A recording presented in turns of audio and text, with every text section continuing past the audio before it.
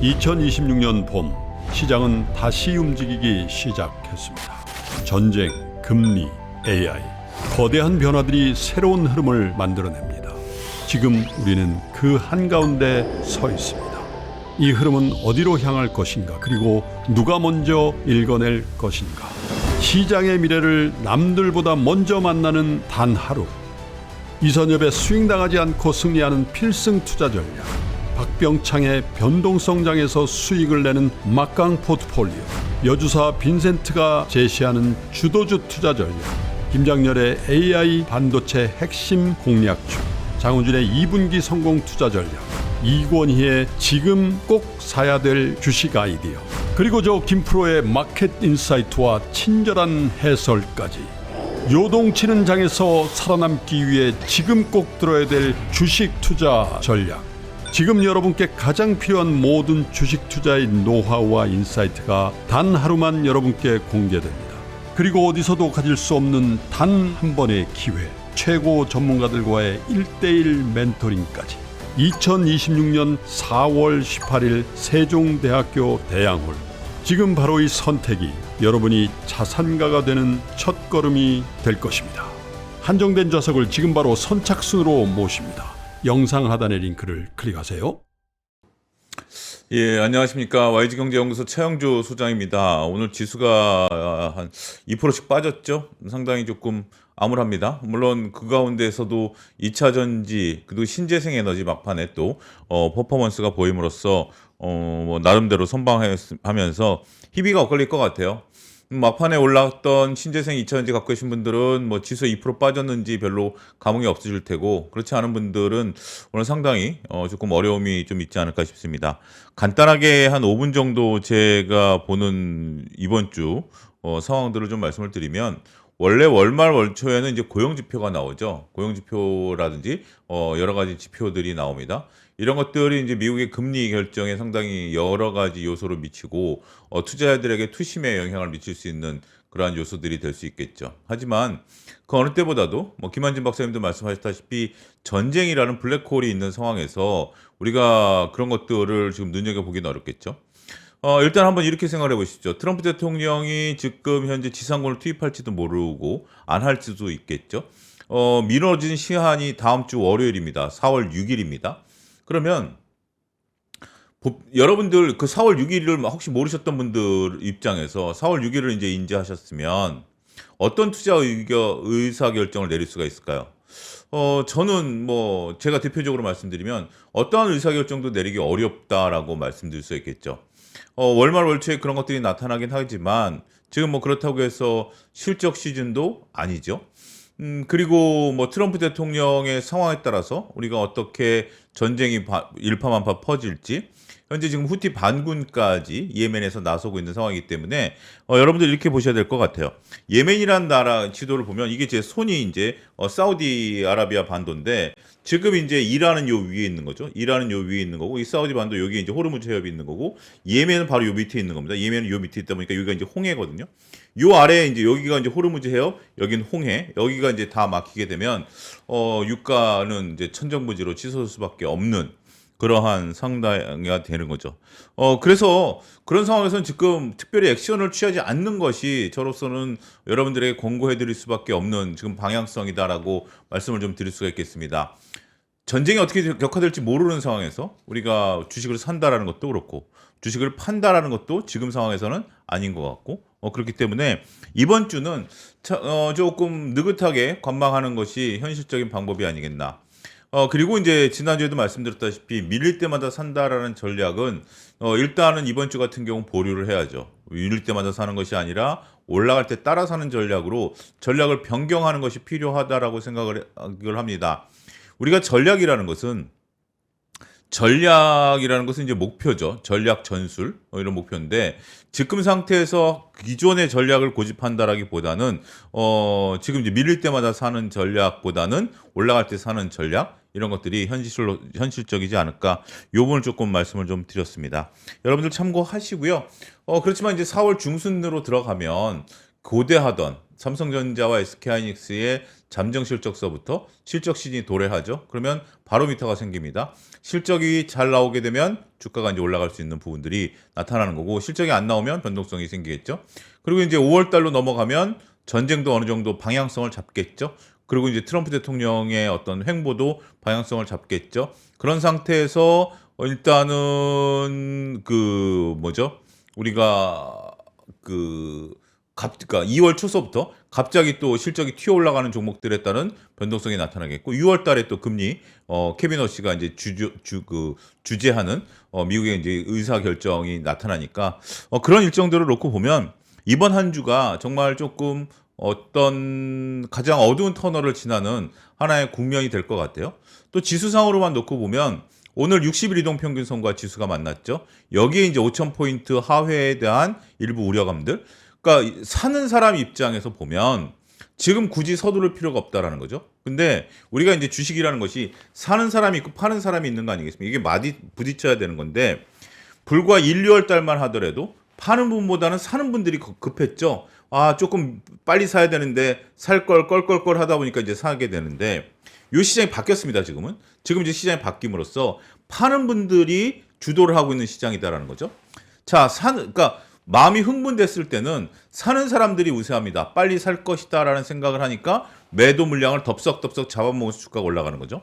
그런데 지금 이제 부동산도 마찬가지지만 이렇게 꺾이고 나면 파는 사람들은 이유가 있는 거죠. 신용 물량이 됐던, 돈이 갑자기 필요해서건, 아니면 나는 주식시장에 겁이 나니까 떠나야 되겠건, 뭐 다양한 이유들이 있는 거죠. 그래서 팔려고 내놓으니까 사는 사람들은 제가 말씀드린 4월 6일까지의 어떤 그 불확실성, 이런 것들 때문에 굳이 내가 빨리 서둘러야 될 필요가 있어? 라고 보는 거죠. 그러다 보면 호가를 매수 호가에다가 때릴 수밖에 없죠. 그러다 보니까 주가가 내리는 거죠.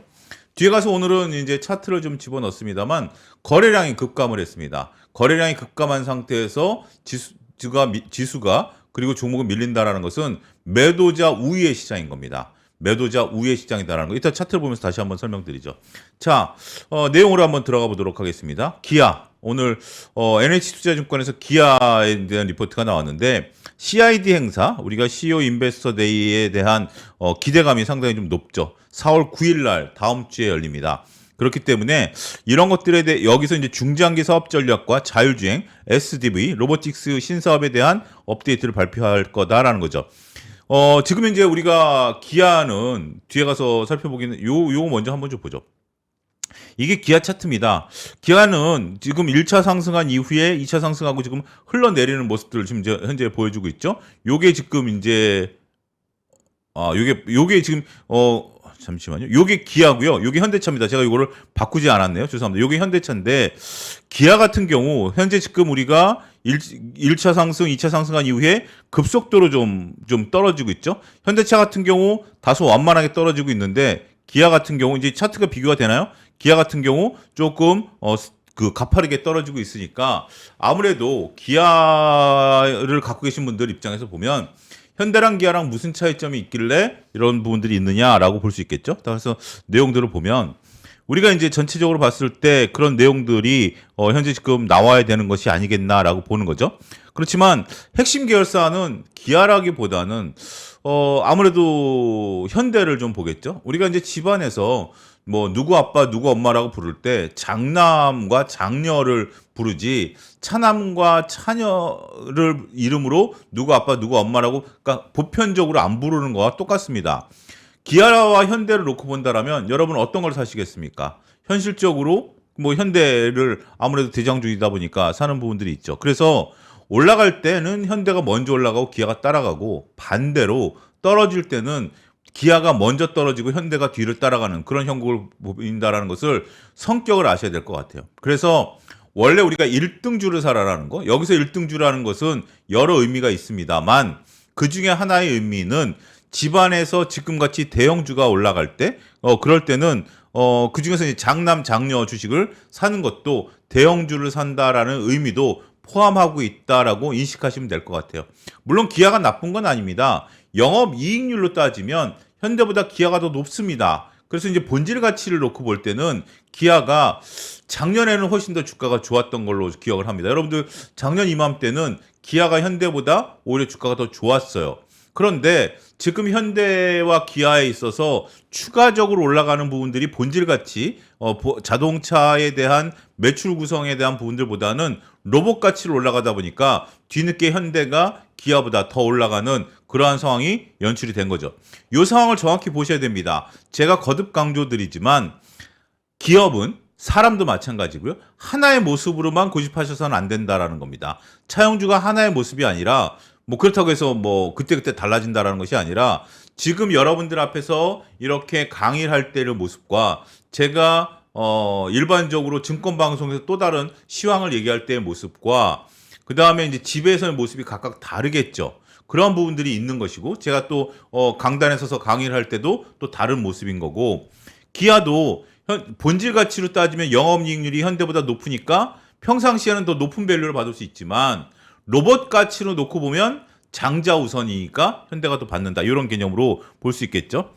그럼에도 불구하고 그동안에 이제 어떠한 얘기가 없었던 CID 행사가 벌어짐으로써 4월 9일부터는 좀 달라질 수 있지 않을까라는 거죠.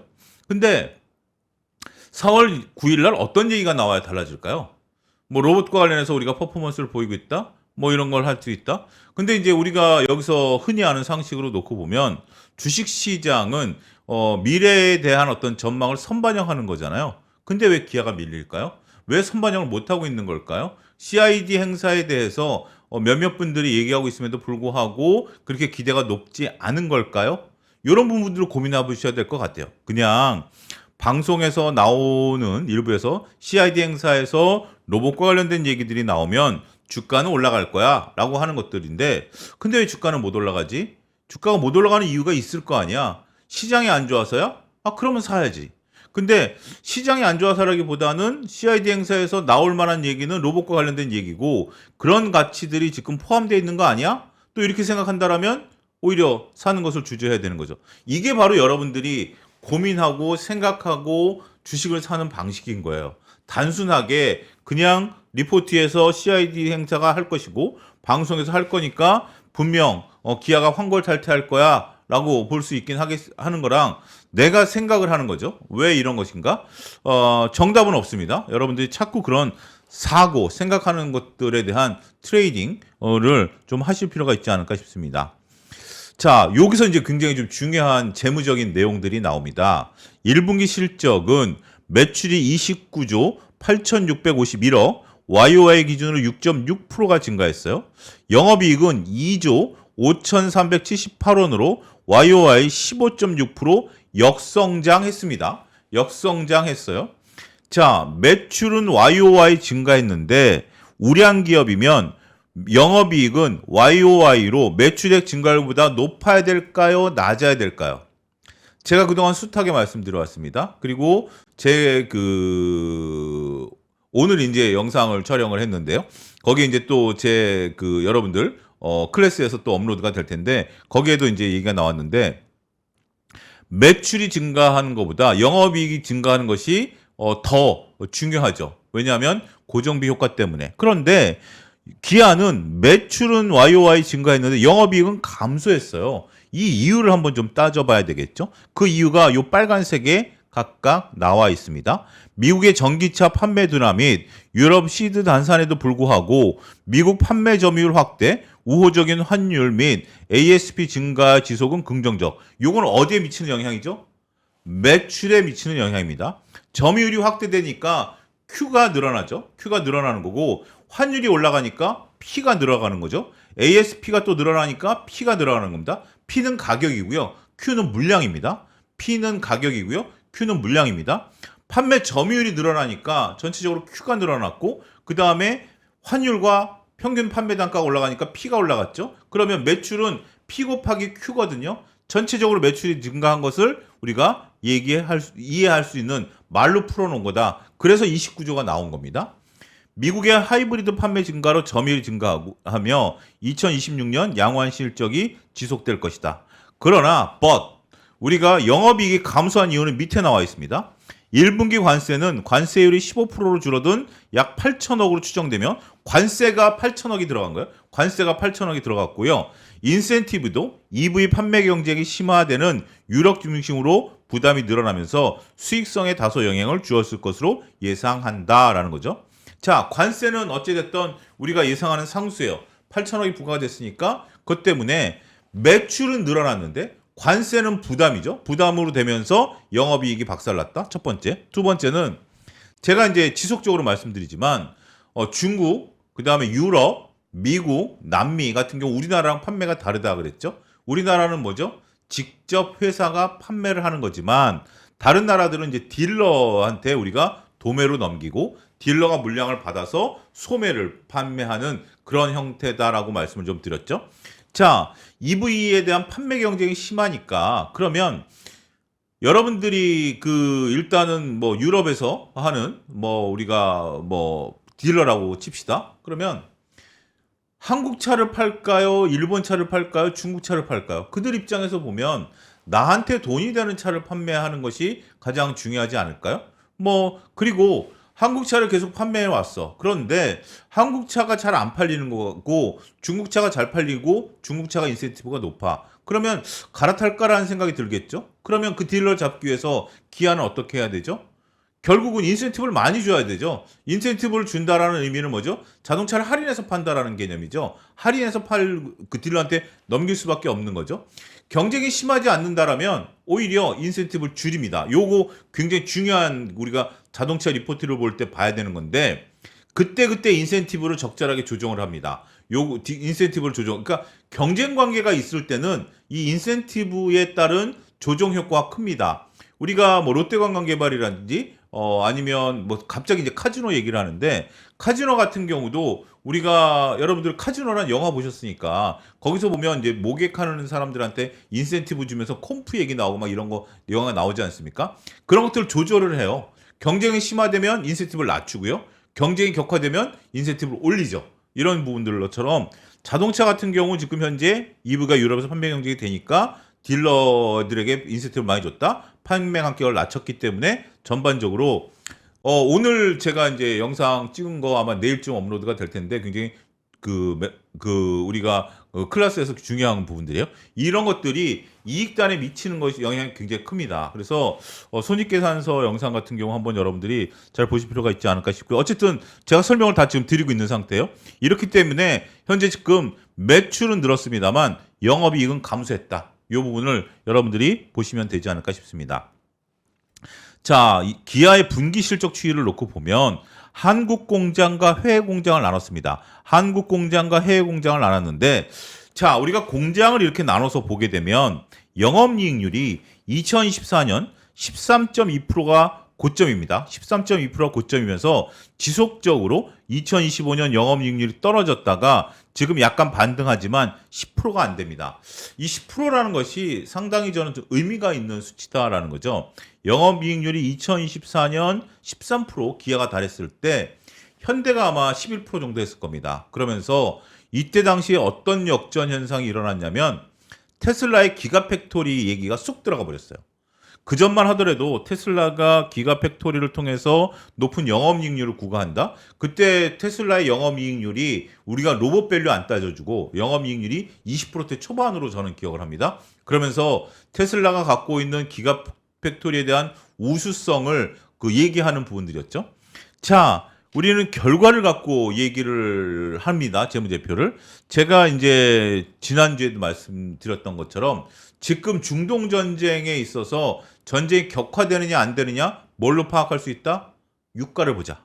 유가가 만약에 급등하게 되면 전쟁에 대한 리스크는 커질 수밖에 없는 거고 유가가 떨어지면 전쟁에 대한 리스크는 그만큼 줄어든 것을 반영하고 있다라는 거죠. 자, 기가팩토리의 우수성은 두 자리 20%대가 넘는 영업이익률이 나타나니까 다들 우와 그런 거예요. 역시 테슬라 그랬죠. 그것이 점점점 낮아져서 테슬라의 지금 영업이익률은 몇 프로다?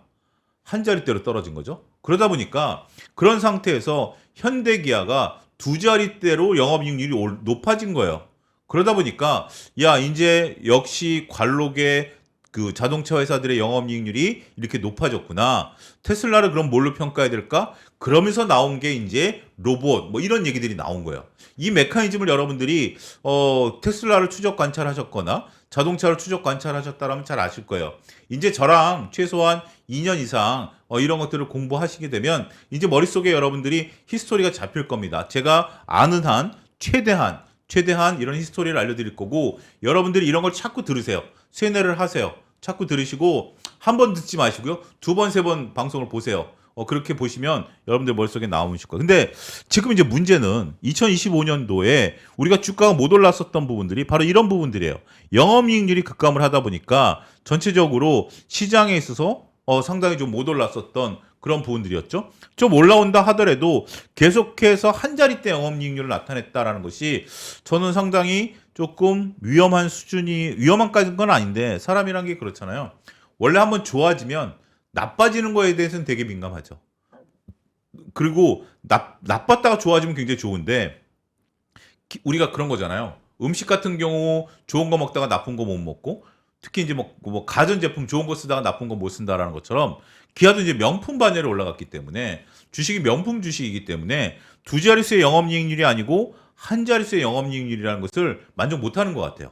그런 부분들이 현재 지금 요 궤적에 나타나 있다라고 말씀드릴 수 있겠죠. 자, 전체적으로 봤을 때 지금 이제 요 부분 뭐 우리가 뭐 120조, 124조, 130조 매출이 나오고 원가 영업이익률이 이렇게 한 자릿수로 나오고 PR 같은 경우 현재 지금 아직 10배가 안 되고 이런 얘기들을 하고 그다음에 배당 수익률이 우리가 이제 4%대로 나타난다. 배당 수익률이 근데 뭐 이런 것들을 지금 참 기아를 이걸 가지고 평가하기가 상당히 좀 애매해요. 왜? 여긴 로봇 얘기가 없잖아요. 여긴 로봇 가치가 지금 안 들어가 있잖아요. 로봇 가치가 안 들어가 있기 때문에 지금 여기서 우리가 지금 기아를 본질 가치로 CID 지금 얘기 계속하고 있는데 CID 얘기가 뭘 할 거라고요? 로봇 얘기를 좀 해달라는 거잖아요. SDV 얘기 좀 해달라는 거잖아요. 자율주행과 관련된 얘기를 해달라는 거잖아요. 이거는 지금 들어가 있는 게 아니에요. 그래서 이런 경우에는 참 그래서 이제 가치 투자의 재무제표를 보시는 분들하고 그 다음에 이제 미래에 대한 어떤 것들을 보는 분들에 대해서, 부딪히는 부분인 것 같아요. 이 지금 기아, 현대, 이런 부분들이 전통적인 가치 투자자들 입장에서 보면, 야, 로봇 가치를 어떻게 평가해줘? 라고 보는 거고요. 성장 가치를 보시는 분들은, 야, 당연히 로봇 가치를 포함해야 되는 거 아니야? 아틀라스가 지금 우리가 허황된 얘기야? 그렇게 또 이제 부딪히는 부분인 것 같아요. 그런 내용들을 여러분들이 이해하시면 될 것 같아요. 그래서 여러분들이 투자 판단을 낼 때 나는 어디에 집중할 것인가? 지금 나는 본질이라고 표현할까요? 아니면 그냥 단순 재무제표에 집중할 것인가? 아니면 나는 이런 거 중요하지만 여기에 아틀라스에 대한 지분 가치, 그다음에 아틀라스가 나타나는 그다음에 공장의 팩토리에 대한 어떤 가치 이런 것들을 따져주게 되면 다른 얘기가 되겠죠. 한 가지 재밌는 것은 배당 수익률이 4%가 나온다라는 거죠. 요거는 시가 평가입니다. 시가 지금 21만 원에 주당 배당이 6,800원이니까 4%가 나온다라는 거예요. 그러면 기아를 지금 수준에서 가만히 갖고 있으면 어떻게 되죠? 은행 수익률만큼 나온다라는 얘기죠. 은행 수익률. 우리가 이제 보통 우리가 한 10여 년 전에 보던 최근도 뭐 그런 책들이 나와 있으니까. 근데 10여 년 전에 그렇죠. 이제 은퇴하시면 배당이 은행 수익률 이상 나올 수 있는 것들을 해서 한다. 미국의 이제 고령층들이 그렇게 한다. 이게 1970년대, 80년대 책을 그대로 지금까지 보면서 이제 얘기를 하는 건데 그런 시대상을 상태로 놓고 보면 오히려 기아 같은 경우 배당 수익률이 4% 나오면 이런 것도 하나의 좋은 방법이 되는 거죠. 1년 내내 기아만 샀다 팔았다 하는 거예요. 1년 내내 기아만 샀다 팔았다 하는 거예요. 기아가 어느 정도 레벨 단, 지금 단이 아니라 기아가 레벨 단에서 떨어집니다. 그럼 사놓는 거예요. 물리면 어떻게 된다? 배당을 받는 거고요. 물리지 않고 올라가면 파는 거고요. 이렇게 왔다 갔다만 하더라도 충분히 그래서 만약에 배당 수익률을 같이 계산하는 거죠. 6,800원을 봐서 6,800원이 안전 마진인 거죠. 안전 마진을 확보할 수 있으면 사고 안전 마진 이상으로 주가가 올라가면 파는 거죠. 참 기억에 남는 제 고객이 한 사람이 있습니다. 제 초등학교 친구인데요. 제가 증권회 다닐 때 초등학교 친구가 제 고객이었는데 한 종목만 샀어요. 우리 유효성 씨 나오는 영화 제목처럼 한 놈만 팬다라는 게 아니라 그 친구는 한 종목만 사고 팔았어요. 1년에 한두 번씩만 매매를 하는데 수익률 좋았어요. 딱 보고 있다가 주가가 딱 빠지고 있으면 야, 이 정도면 이 친구한테 연락이 올 것 같은데 근데 연락이 안 와요.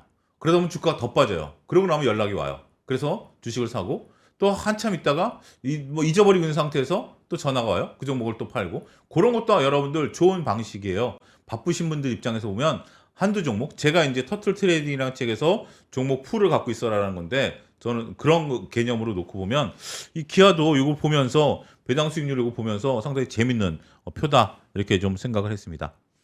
자, 요거는 이제 기아 차트고요. 기아 차트가 이제 좀 상당히 흘러내리는데 지금 상태에서 우리가 추세선이 밑으로 좀 흘러내리고 있죠. 추세선이 밑으로 흘리고 지금 우리가 이렇게 여기 선들과 봉과의 차이를 우리가 이제 이격도라고 그러는데 중심선이 60일 이동평균선이면 이격도가 벌어지면 두 가지 일이 벌어집니다. 하나는 가격 조정, 하나는 기간 조정인데 지금 기아는 가격 조정이 벌어지고 있는 거고 그 가격 조정의 여파에 따라서 지금 이동평균선이 역배열로 전환되면서 단기 이동평균선이 역배열 전환되면서 흘러내리고 있는 상태입니다. 여기서 중요한 건 뭐다? 저는 거래량이 굉장히 중요합니다. 거래량이 여기서 분출이 되는 순간 이게 전환이 되지 거래량이 분출이 되지 않고 나오는 물량들은 전환되지 않는다라는 거죠. 그리고 오늘 첫 번째 시간이니까 제가 차트를 지금 여기 기하다라고 이제 얘기를 했는데 요거를 이제 지울 수는 없는데 여러분들 요걸 보지 마세요. 지금 이제 희미하니까 더 안 보일 수도 있긴 하겠습니다만 기아라고 보지 말고 요 차트를 놓고 보면 여러분들이 매력적으로 보입니까? 안 보입니까? 차트를 이름을 저는 이제 여러 방송에서도 얘기를 합니다만 이름을 보면 자꾸 생각이 달라져요.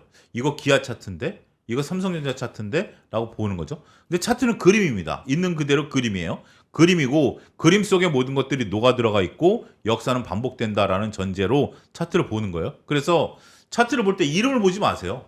이름을 보지 말고 이게 이 차트를 놓고 이게 매수 차트냐 매도 차트냐를 놓고 보면 차트가 더 잘 보입니다. 이거 굉장히 획기적인 방법인데요. 뭐 획기적일 것도 없죠. 자꾸 의식적으로 지금 내가 뭐 이건 역설적인 건데 MTS든 HTS든 기아를 쳐야 이 차트가 나오는 거잖아요. 그런데 이게 기아다라는 차트로 생각하지 마시고 그림으로 보시면 돼요. 그러면서 시점을 잡아가는 것도 중요하다. 이거는 이제 현대차입니다. 제가 이제 위에 이거를 수정을 안 했는데 현대차 차트인데요. 쭉 흘러내리고 있죠. 현대차도 50만 원 깨면서 힘없이 거래량이 없는 거예요. 이래서 지금 50만 원 깼으니까 불안하다. 60일 이동평균선인 47만 원 깼으니 불안하다 이게 아니라 거래량이 있으면서 차트가 밀려 내려오면 불안할 수밖에 없어요. 그럼 불안해해야 돼요. 거기에는 동참하셔야 돼요. 하지만 거래량이 없으면서 차트가 깨진 거잖아요. 그거는 그냥 사자가 없는 겁니다. 훅 밀린 거예요. 이런 차트는 그렇게 크게 우려할 바는 아직은 아니에요. 아직은 아니다. 물론 주가가 더 많이 빠지면 신용 리스크도 발생할 수 있고 반대매에 대한 리스크 그런 것들도 있긴 하겠습니다만 여기서 만약에 매수세가 거래량이 들면서 매수가 들어오면 주가는 더 빠르게 V자 형태로 리바운드 할 수도 있어요. 이건 경우의 수예요. 그런 부분들을 놓고 보면 지금은 아직까지는 버틸만 하다. 이렇게 좀 말씀드리겠습니다. 셀트리온입니다. 셀트리온 같은 경우 신규 바이오시밀러 확장과 증설에 집중하고 있다라는 겁니다.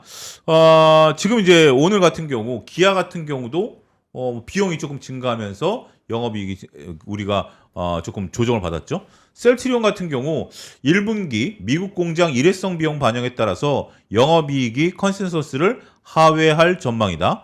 전체적으로 놓고 보면 1분기 연결 매출은 1조 1292억, YOY 34%, 영업이익은 3천억으로 YOY 100%가 증가했고 영업이익률은 29%니까 요 표면상으로 놓고 보면 상당히 좋아요. 요 표면상으로 놓고 보면 상당히 좋은데 문제는 이게 컨센서스를 하회했다라는 겁니다. 컨센서스를 11% 하회했다라는 거죠.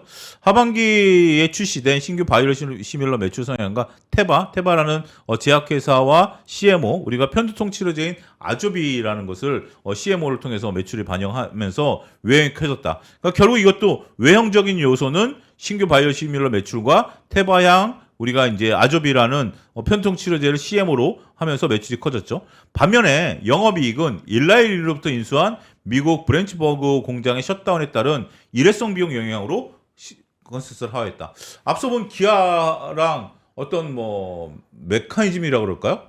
틀은 비슷하죠. 이런 것들을 여러분들이 뽑아내셔야 될 것 같아요. 이걸 뽑아내는 것이 왜 중요하냐면 매출이 늘어난 이유들을 아는 것이 중요하죠. 기업에 있어서 손익계산서에 있어서 가장 중요한 건 뭐다? 매출.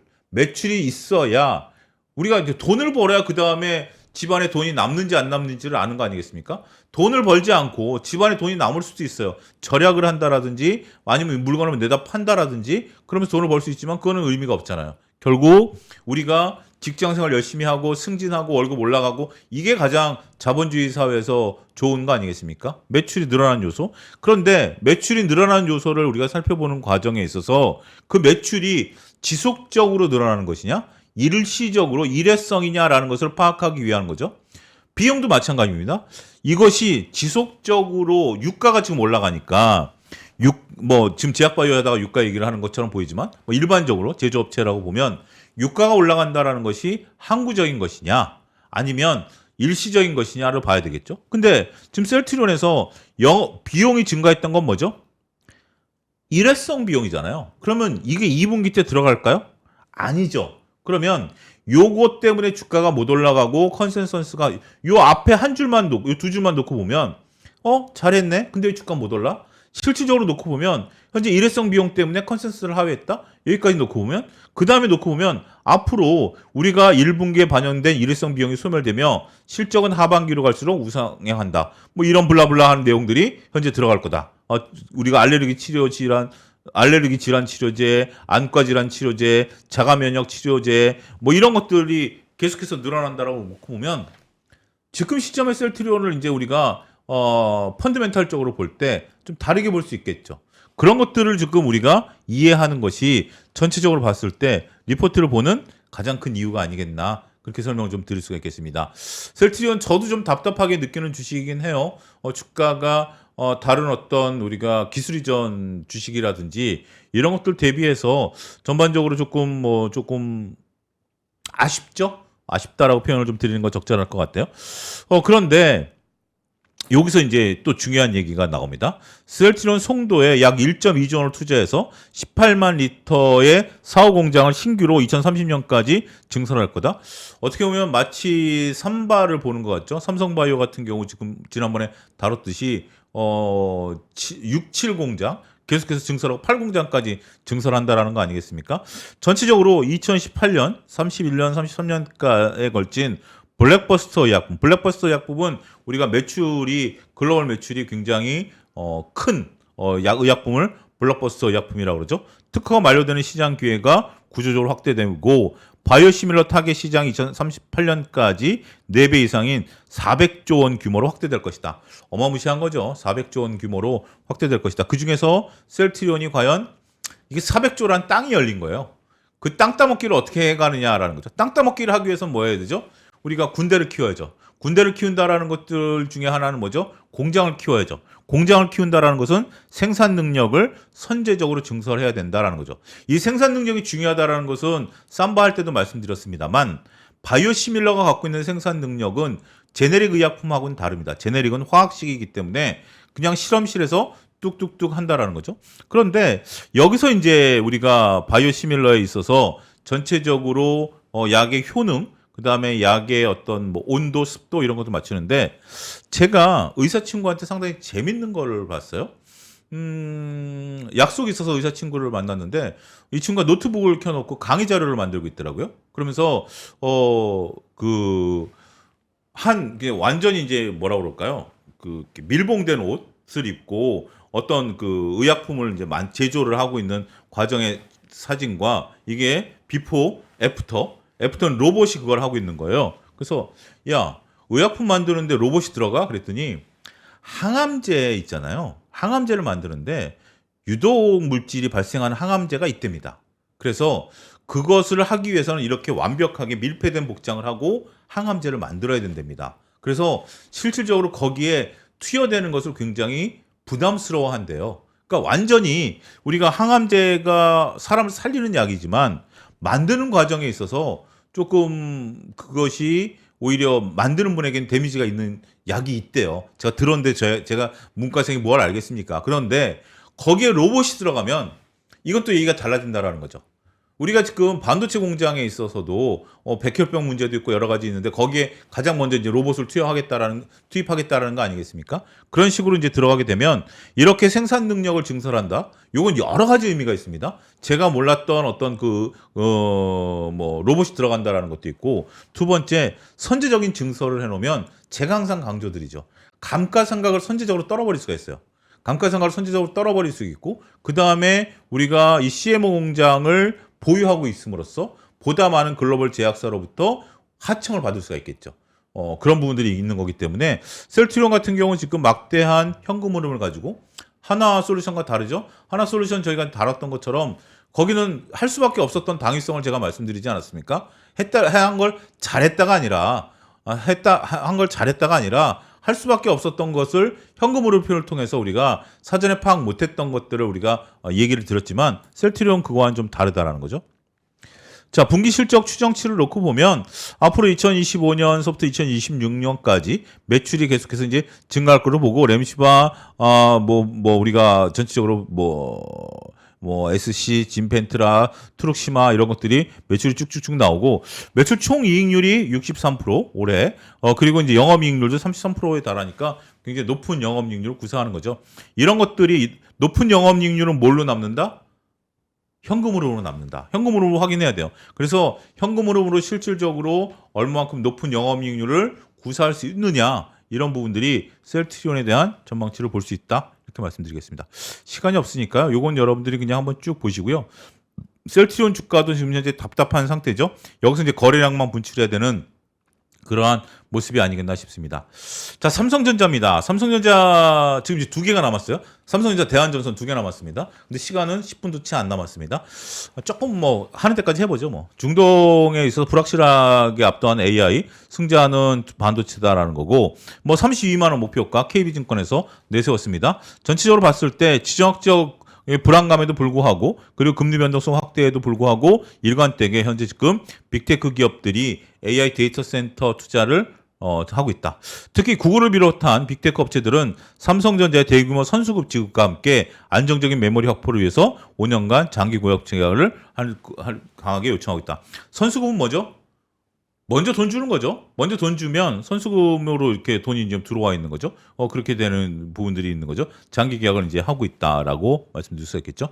결국은 우리가 1분기는 40조, 2분기는 51조. 가급적 이 숫자들은 외워두십시오. 그래야 빠르게 대응할 수 있다라는 점 말씀드렸죠. 1분기 영업이익은 40조, 2분기는 51조. 지금 43조까지도 나오는 것 같아요. 오늘 또 어느 증권사는 키움인가요? 43조를 얘기했기 때문에 최소한 이제 4월 중순에 나오는 영업이익은 40조를 넘어서야 돼요. 40조를 넘어서야 된다. 그렇게 말씀드리겠습니다. 그 다음에 이제 터보컨트에 대한 우리 것들이 진입장벽을 낮추면서 전체적으로 AI를 폭발시킬 것이다. 이런 부분들에 대한 얘기들이 지속적으로 나오죠. 파이가 커진다라는 거죠. 그리고 거기에 따른 활동량이 이제 늘어나기 때문에 앞으로 시장은 커질 것이다. 그런 부분들을 너무 두려워하지 말자. 근데 단지 이제 주가가 현재 지금 좀 답답한 흐름들을 좀 보이다 보니까 그러한 이유 때문에 주가가 조정받는 거 아니야? 라는 이제 관점들로 접근할 수 있긴 하겠습니다만, 주가가 조정을 받으면 이유를 찾게 되죠. 올라가도 이유를 찾는 건데 그게 하나의 이유인데, 저는 그것이 결정타라고 보여지는 않습니다. 아직까지는 증권가에서 보는 얘기를 저는 좀 믿고 싶다, 이렇게 정리하겠습니다. 삼성전자 주가 같은 경우도 지금 이제 거래량, 저는 이제 거래량을 보진 거죠. 거래량을 이제 흘러내리는 거기 때문에 이 부분을 좀 보셔야 된다. 거래량을 보는 책을 한 권 소개시켜 드릴까요? 거래량으로 투자하라. 제가 한번 2월 달에 소개했던 것 같은데, 우리나라에 번역되어 있는 책 제목이 거래량으로 투자하라랍니다.